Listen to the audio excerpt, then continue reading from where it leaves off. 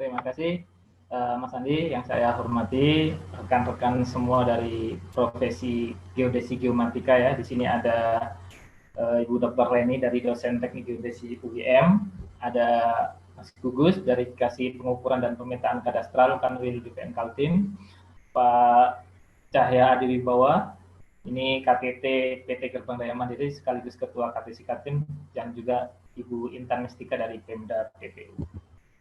Bismillahirrahmanirrahim. Assalamualaikum warahmatullahi wabarakatuh. Waalaikumsalam warahmatullahi Di sini saya Dawamul Arifin dari Politeknik Pertanian Negeri Samarinda, tepatnya program studi teknologi geomatika. Mohon izin Bapak-bapak, Ibu-ibu, saya akan menyampaikan materi. Saya share dulu ya PPT-nya ya.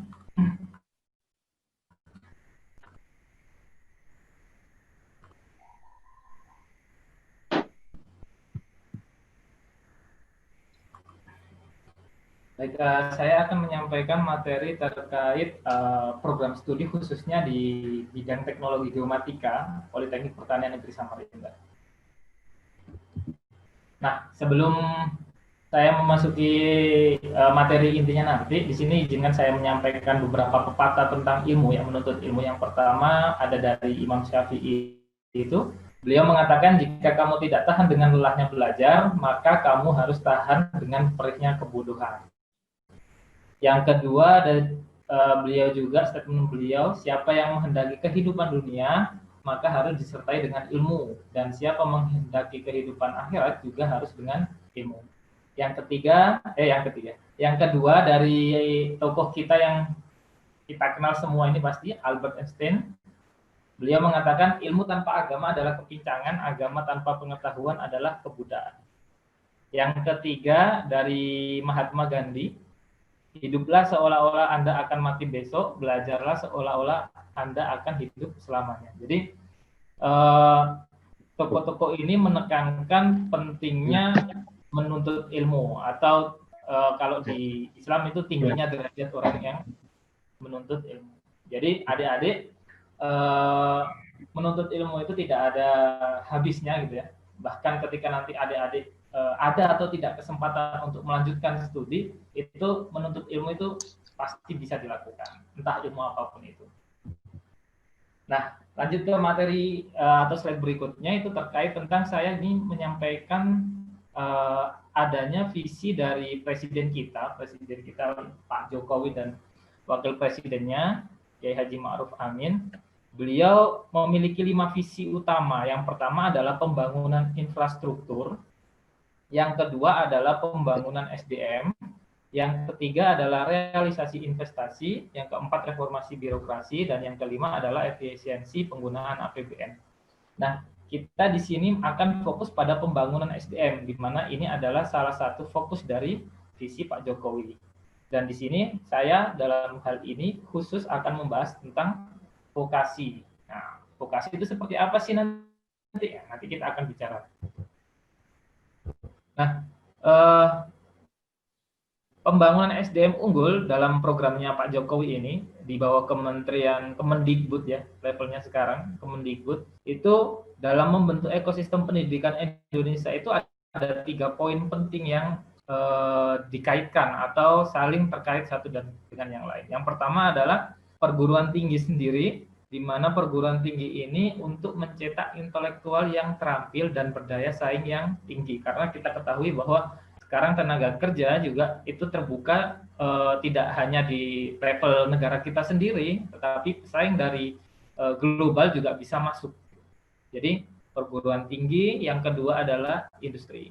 Industri ini tempat praktek magang dan pelatihan bagi mahasiswa dan dosen di perguruan tinggi untuk menghasilkan SDM berdaya saing global. Jadi industri ini sangat besar peranannya dalam merencanakan suatu proses pembelajaran di perguruan tinggi, karena memang muara dari outputnya, gitu ya, perguruan tinggi menghasilkan lulusan itu nanti harapannya adalah bisa diserap industri. Ketika tidak ada link and match dari industri dan juga perguruan tinggi, maka kemungkinan ketika nanti lulusannya selesai melaksanakan pendidikannya, kemungkinan bakal menganggur. Nah, ini yang harus diantisipasi. Dan program dari pemerintah sendiri, industri itu harus selalu dilibatkan dalam pembentukan kurikulum, atau kurikulum itu seperti rambu-rambu dalam melakukan proses pembelajaran, baik di awal, di pertengahan, maupun nanti di akhir. Nah, yang ketiga adalah pemerintah. Pemerintah ini terkait regulasi untuk menciptakan SDM yang berdaya saing tinggi. Jadi pengaturannya, regulasinya, tata aturannya itu semuanya di ruang lingkup wilayah kerjanya pemerintah. Nah, di sini yang saya bilang tadi, saya fokus ke vokasi. Jadi Politeknik Pertanian Negeri Samarinda ini sudah berdiri sejak tahun 1989. Dulu di bawah Universitas Mula Warman, tapi sekarang sudah berdiri sendiri. Jadi ini kampusnya berada di Kelurahan Gunung Panjang. Ini bagi teman-teman adik-adik yang belum tahu, jadi kampusnya ini ada di Samarinda, tepatnya Kalimantan Timur. Nah, kalau kita sebutnya itu Pulau Borneo, ya, itu nama-nama lainnya dari Kalimantan Timur. Jadi di Kalimantan Timur ini ada yang bidang survei pemetaan ini ada dua. Yang pertama di kita di Politeknik Pertanian Negeri Samarinda, prodinya Teknologi Geomatika. Yang kedua itu ada yang baru kemarin itu D3 survei pemetaan kalau nggak salah, Universitas Mula Warman. Nah, di Banjarmasin juga ada D3. Nah, itu di Kalimantan ada 3 itu rasanya. Selebihnya ada tersebar di pulau-pulau yang lain. Di program studi di Politeknik Pertanian Samarinda ini ada 9 program studi. Di antaranya ada 6 untuk jenjang D3, yaitu pengelolaan hutan, ada juga pengolahan hasil hutan, ada ini budidaya tanaman perkebunan, ada teknologi hasil perkebunan, pengelolaan lingkungan, dan juga teknologi geomatika. Ini semuanya program studi di D3. Untuk yang D4 ada teknologi rekayasa perangkat lunak, ada pengelolaan perkebunan, ada rekayasa kayu. Nah, di sini kita akan fokus pada program studi teknologi geomatika yang ternyata sudah berdiri sejak tahun 2008. Saya bergabung di sini tahun 2013, dan ketika saya lulus itu saya baru dengar kalau ada teknologi geomatika di Politeknik Pertanian Negeri Samarinda. Nah, di sini saya juga akan menjelaskan sedikit terkait tentang program studi teknologi geomatika. Jadi geomatika itu secara singkatnya itu adalah bidang ilmu yang mengintegrasikan pengumpulan, pemodelan, analisis, dan manajemen data spasial. Data spasial itu seperti apa sih? Data spasial itu berbasis lokasi atau koordinat. Jadi teman-teman kalau misalkan mungkin familiar sekali ketika menggunakan WhatsApp, terus habis itu send location dong, di mana? Nah, kayak gitu itu posisi itu, koordinat itu adalah data utama atau atribut terkait data spasial. Dan di seluruh permukaan bumi, baik darat maupun laut, bahkan udara, semua objek atau fenomena itu semuanya ada koordinatnya atau ada posisinya, ada lokasinya. Artinya semua objek itu merupakan data spasial. Jadi objek-objek itu semua itu yang kita pelajari untuk kita petakan. Petakan itu terkait proses yang tadi itu, ada pengumpulan datanya, terus dimodelkan, terus dianalisis, baru manajemen. Ketika hasilnya sudah ada, gitu, kita harus memanajemen data tersebut. Nah, dari geomatika ini untuk di Politeknik Samarinda, program studi teknologi geomatika ini ada 2 program, gitu ya. Jadi nanti adik-adik ketika berpikir atau sudah paham, oh geomatika itu bidangnya terkait pemetaan, data spasial, dan lain sebagainya. Di sini ada 2 program yang adik-adik bisa ikuti.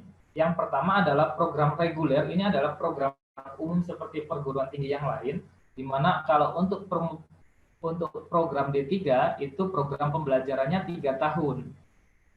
Jadi ini bagi adik-adik yang nanti lulus SMK atau SMA yang sudah, wah saya yakin nih mau masuk ke geomatika, gitu ya. Jadi ada jalur regulernya, yaitu yang umum. Tapi bagi adik-adik yang mungkin belum ada kesempatan gitu ya, belum ada kesempatan untuk lanjut studi langsung, jangan berkecil hati karena pemerintah juga melalui salah satu programnya itu namanya RPL atau Rekognisi Pembelajaran Lampau ini memberikan kesempatan bagi adik-adik yang belum memiliki kesempatan langsung melanjutkan pendidikan ke perguruan tinggi, itu bisa adik-adik bekerja terlebih dahulu gitu ya, bekerja terlebih dahulu, menambah pengalaman, menambah portofolio. Nah, dari portofolio dan pengalaman adik nantinya itu akan kita nilai untuk kita ada tim penilai gitu ya, ada tim penilai sehingga nanti pengalaman adik-adik itu kita samakan dengan sebuah capaian pembelajaran mata kuliah. Makanya di sini dijelaskan RPL itu adalah pengakuan terhadap capaian pembelajaran yang diperoleh seseorang dari pendidikan formal atau non formal atau informal dan atau pengalaman kerja pada jenjang pendidikan tinggi. Jadi untuk reguler ini masa pendidikannya 3 tahun gitu ya, masa pendidikannya 3 tahun. Tapi untuk RPL ini, misalkan adik-adik ternyata 5 tahun ke depan baru punya kesempatan untuk melanjutkan ke perguruan tinggi. Nah, nanti pengalaman yang 5 tahun itu nanti akan kita konversi menjadi mata kuliah. Misal, adik-adik pekerjaannya pemetaan topografi, mengukur volume, cut and fill, batu bara, misalkan kayak gitu. Nah, nanti akan kita nilai, oh berarti kalau sudah banyak kegiatan di tambang, nanti mata kuliah survei tambang kita lulus atau nilainya sudah baik. Kalau misalkan pengukuran topografi, oh adik-adik berarti nanti mata kuliah ilmu ukur tanah sudah kita anggap lulus. Nah, karena ada penyetaraan istilahnya antara pengalaman dengan mata kuliah itu, maka akan ada beberapa mata kuliah yang sudah dianggap lulus, sehingga masa pendidikan adik-adik akan bisa lebih cepat. Gitu. Jadi misalkan dari kalau D3 itu 108 SKS misalkan dengan pengalaman yang adik miliki, itu ternyata sudah mencapai 30 SKS yang sudah lulus. Oh berarti tinggal 78 SKS. Artinya masa pendidikannya akan bisa lebih cepat, tidak 3 tahun. Nah, jadi start dan finishnya juga akan berbeda nanti antara teman-teman reguler dan juga teman-teman rekognisi pembelajaran lampau. Untuk saat ini di program studi teknologi geomatika ini sudah ada 2 angkatan untuk program RPL. Sementara untuk program reguler ini sudah 10 angkatan. Ya, jadi bagi adik-adik nanti ada yang punya kesempatan langsung melanjutkan perguruan tinggi, silahkan langsung pilih program studi yang adik-adik minati. Tapi bagi yang adik-adik yang tidak memiliki kesempatan langsung, jangan berkecil hati gitu ya. Jadi pemerintah sudah memberikan fasilitas itu. Mau misalkan bekerja dulu itu tidak ada masalah.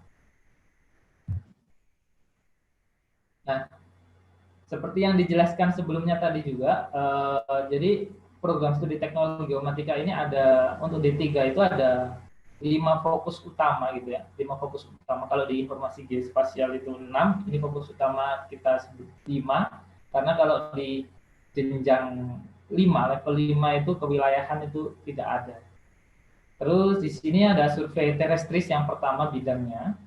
Yang kedua adalah kita fokusnya juga ke GIS, fotogrametri, remote sensing, dan hidrografi. Nah, untuk survei terestris sendiri itu seperti apa sih? Seperti yang tadi saya singgung sebelumnya, misalkan pemetaan topografi.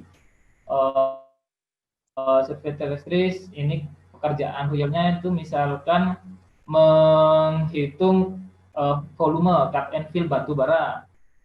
Survei terestris ketika melakukan pengamatan elevasi saluran air.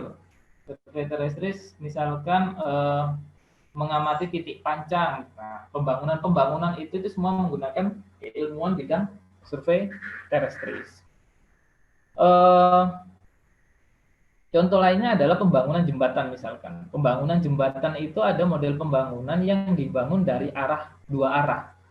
Nah, teman-teman bayangkan ketika perhitungannya tidak tepat, mungkin dari sisi kiri dan sisi kanan tidak akan nyambung nanti ketika jembatan itu dibangun dari dua arah. Jadi pas waktu nyampe ujung ketemu, oh ternyata ada selisih. Nah itu kan repot nanti kalau jembatan. Nah itu salah satunya bidang keilmuan yang dipakai itu di survei terestris. Yang kedua adalah GIS, di mana GIS ini adalah Geographic Information System.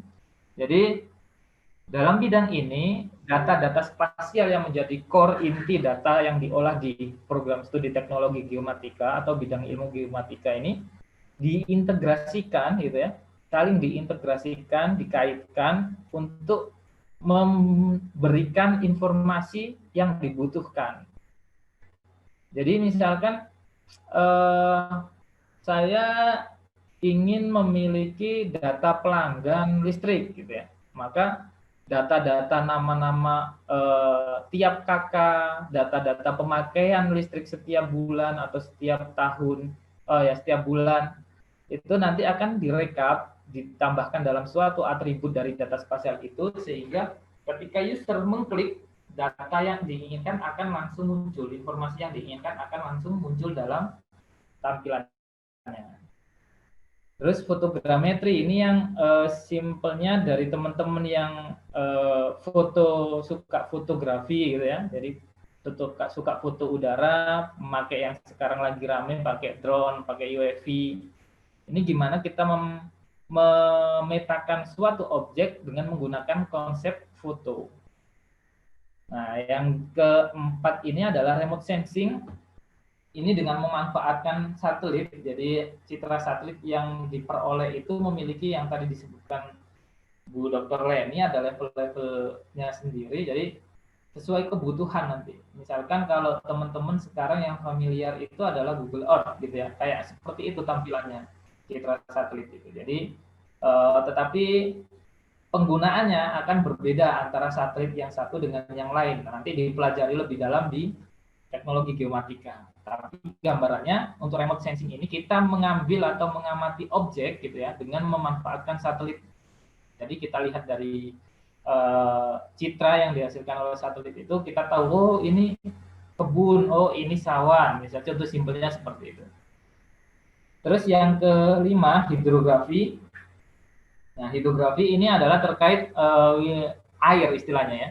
Jadi pembangunan atau infrastruktur perairan, misalkan pelabuhan, dermaga, terus pemasangan pipa bawah laut dan seterusnya. Itu nanti kita akan berperan di situ. Nah, bidang-bidang keilmuan ini nanti yang akan dipelajari dalam kurikulum di teknologi geomatika. Nah, tadi sudah disebutkan juga, jadi prospek pekerjaan program studi teknologi geomatika ini sangat luas, sangat terbuka.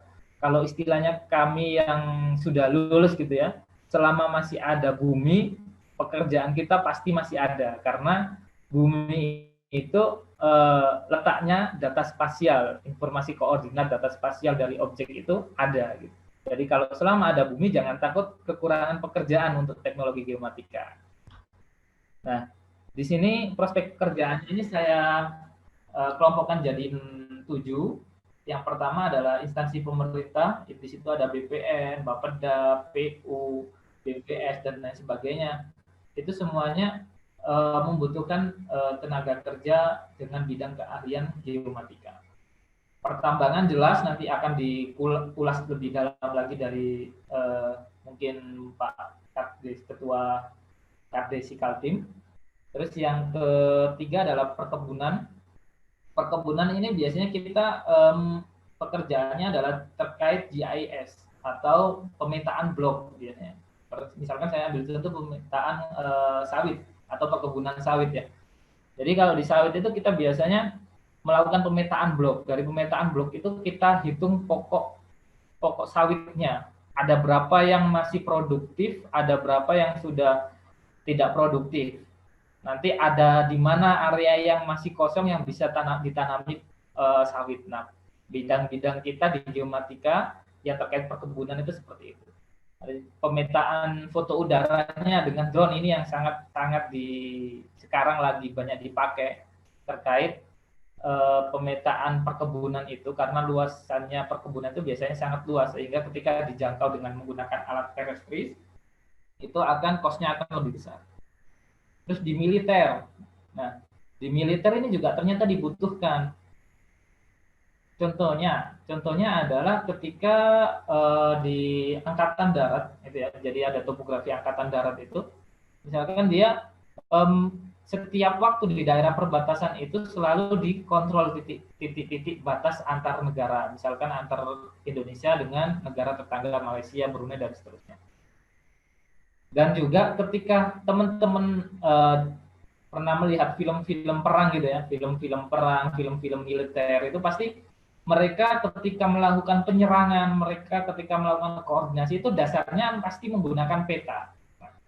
Jadi militer baik di TNI AD, TNI AU, TNI AL itu peta sangat dibutuhkan. Jadi kalau adik-adik mau berperan di dunia militer dengan masuk di teknologi geomatika atau mengambil bidang studi teknologi geomatika itu sangat memungkinkan. Di penerbangan juga dipakai juga untuk bidang geomatika ini, tentunya terkait navigasi dari pesawat misalkan. Navigasi untuk mengarahkan pesawat, oh jalurnya ke sini, oh ketika landing nanti masuk di jalur yang ini, seperti itu dan seterusnya. Itu bidang-bidang posisi, artinya yang terkait posisi, koordinat, itu sangat-sangat terkait dengan bidang teknologi geomatika. Jadi kalau adik-adik nemui bidang, oh ini pekerjaannya nih ngolek data posisi nih, koordinat, wah itu pasti geomatika berperan di situ. Di pembangunan infrastruktur ini sangat jelas sekali. Jadi semua pembangunan infrastruktur itu membutuhkan data yang namanya peta. Itu peta itu berisi informasi baik koordinat titik-titik ya, titik-titik di mana infrastruktur itu akan dibangun, modelnya seperti apa, itu semuanya dibaca melalui peta atau gambar itu ya, gambar peta. Nah, dari situ peran kita sebagai seorang geodet atau alumni dari geomatika itu sangat dibutuhkan. Misalkan, oh nanti mancangnya ini, titik pancang pembangunannya ini dibuat di koordinat sekian. Oh nanti jalur jalannya itu ada di titik di koordinat ini batasnya. Nah, koordinat itu semuanya terkait dengan geomatika. Leveling, jadi ketinggian lantai 2 ini dibuat 5 meter dari titik kontrol. Nah, itu semua geomatika. Terus berikutnya pengusaha. Nah, ini juga entrepreneur ini sangat terbuka istilahnya. Jadi entrepreneur itu bukan hanya milik mohon maaf nih sekolah SBM istilahnya, sekolah bisnis manajemen. Biasanya pengusaha ini dari semua bidang itu pasti punya kesempatan untuk menjadi pengusaha, baik pengusaha di bidang survei dan pemetaan sendiri atau terkait bidang geomatika itu sendiri, atau pengusaha di bidang yang lain. Nah, itu tentu sangat terbuka sekali. Banyak yang dari geomatika jadi pengusaha yang di bidang non geomatika juga banyak.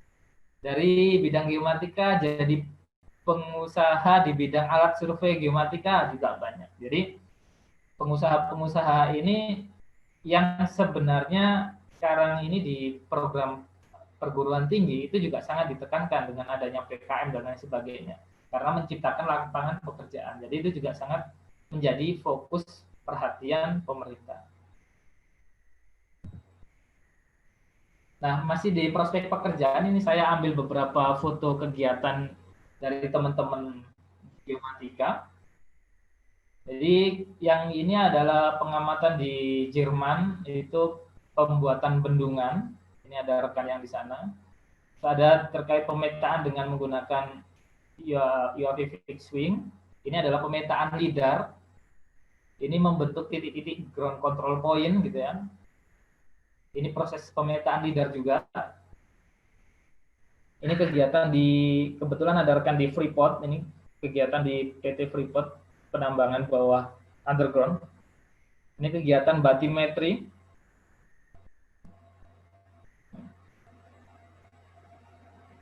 Sama ini masih juga kegiatan batimetri, prosesnya pemasangan titik kontrolnya, geodetiknya. Ya, jadi dari sini bisa dilihat bahwa geomatika itu baik di darat, laut, udara itu semuanya ada perannya di situ. Nanti bidang-bidang atau perusahaan-perusahaan yang terkait itu tentunya akan sangat luas. Jadi seperti disebutkan Dr. Lena tadi, tidak terbatas itu sangat benar sekali. Jadi pekerjaan kita ini sangat luas. Tinggal pengetahuan kitanya. Kalau kita hanya tahunya, oh geodesi ini hanya dipakai untuk di sipil nih, gitu. Di konstruksi ya, nanti masuk di perusahaan-perusahaan konstruksi, misalkan Wika, dan seterusnya. Kalau pengetahuan kita sangat luas, oh kita ternyata bisa nih di penerbangan, ya udah kita masuk di Angkasa Pura misalkan, kita masuk di perusahaan-perusahaan yang di luar bidang sipil juga sangat banyak sekali. Di perairan, oh ternyata kita masuk juga, di militer masuk ya. Kalau pengetahuannya adik-adik semakin banyak, tentunya kesempatan itu juga akan semakin lebar, semakin luas. Jadi selain peran dari pendidikan itu sendiri, adik-adik juga berperan untuk menambah pengetahuan di luar, karena kita perguruan tinggi di Indonesia, perguruan tinggi itu memberikan informasi yang terbatas. Sementara ilmu itu tidak terbatas. Jadi pengetahuan juga harus dicari di luar. Nah, nanti kalau ikut-ikut pekerjaan nih Pak Mas Andri nih banyak pekerjaan, nah, ikut. Ya, jadi di sini saya juga ingin menyampaikan bahwa dalam menunjang kebutuhan karir itu tadi, dalam menunjang kebutuhan karir yang dibutuhkan dalam pekerjaan, itu khususnya di Politeknik Pertanian Negeri Samarinda, program studi teknologi geomatika ini memiliki beberapa instrumen.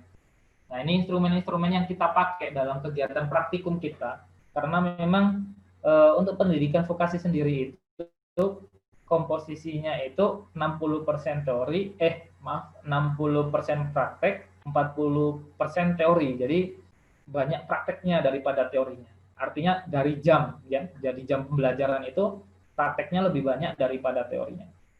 Di sini ada alat yang namanya total station. Nah, total station ini adalah untuk mengkolek data jarak dan sudut gitu ya, yang nanti akan kita konversikan menjadi koordinat. Nah, ini bentuknya seperti ini. Dan kegiatan praktikum di kampus juga ada yang areanya nyaman gitu ya, hanya di samping jalan, ada juga yang masuk hutan karena memang kita punya hutan ke kampus. Jadi total station ini untuk mencari koordinat-koordinat itu, baik X, Y, ataupun Z. Nah, nanti dari data koordinat itu akan digunakan sesuai kebutuhan. Mau jadi peta detail situasi saja, mau jadi dasar untuk menghitung volume, dan seterusnya, itu akan digunakan sesuai dengan kebutuhan masing-masing. Terus yang kedua itu ada alat namanya digital theodolit. Ini juga prinsipnya sama dengan total station. Akan tetapi sifatnya itu kalau ini kita mengkolek datanya itu adalah data mentah. Yang tadi saya bilang data sudut dan jarak. Dari data itu nanti akan kita hitung sendiri sehingga outputnya adalah koordinat. Kalau yang total station tadi itu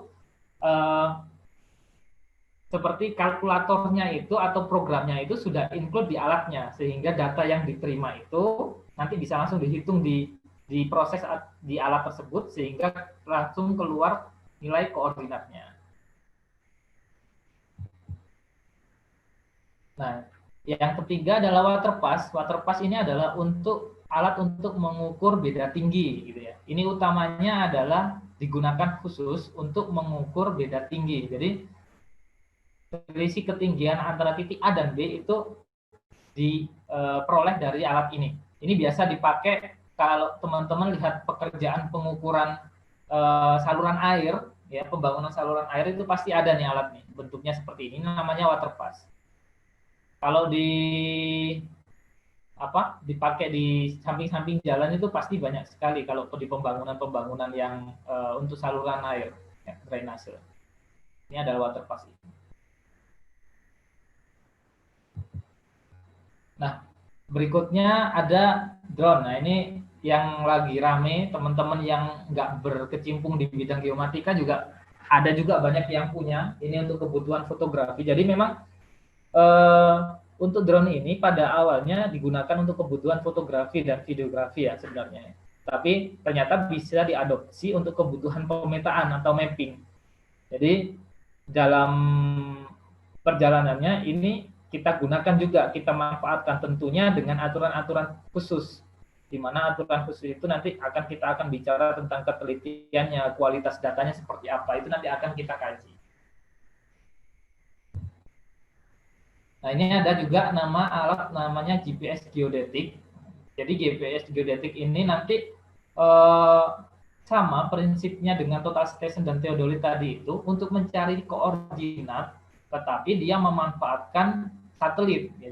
Jadi satelit itu mengirimkan data yang nanti diproses di alat ini ataupun di proses post processing di laptop juga bisa. Nanti hasilnya outputnya juga sama, koordinat X, Y, Z. Jadi fokus kita di bidang geomatika adalah terkait posisi itu, koordinat X, Y, Z.